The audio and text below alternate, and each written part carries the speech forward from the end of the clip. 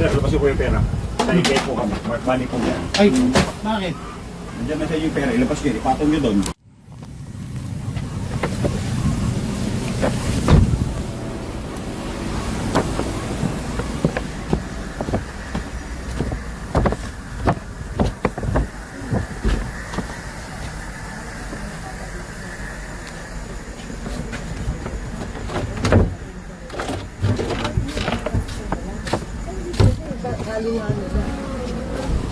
Ay, ang sikip naman.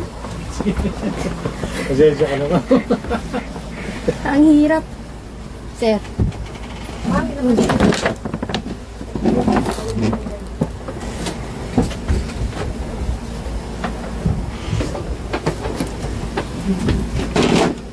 Sir, labas po yung pera.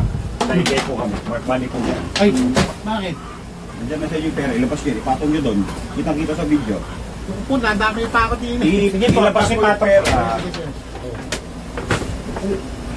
Sir, ito po tinanggap niya. Mark money po to. Ako po, nadami pa ako. So yan, may marking po yan. Marking po yan. Marking po yan. Nadamay pa ako dito sa bentana to. Ngayon sir, inaaresto namin kayo sa violation ng Animal Industry Sige, sir. Development and Kasi- Competitiveness Act. May karapatan po kayong manahimik. Yes, Ano sir. po kung anumang sabihin ninyo, maaari pong gamitin laban sa inyo. Nadamay pa May ako, sir. karapatan po kayong kumuha ng sarili ninyong abogado. Kung wala po kayong abogado, bibigyan po kayo ng gobyerno. Ngayon po sir, ipapaliwanag ko po sa inyo na yung binibenta yung produkto, wala pong registration yan sa Bureau of Animal Industry. Wala. Wala pong registration yan. Pangit, sir. So, kita-kita naman po na tinanggap niyo po yung money. Sasama po namin kayo sa opisina, sir. Okay lang, sir. Sige. Sige, sir. Tumayo na po kayo dyan, sir. Yung mark money, ano mo?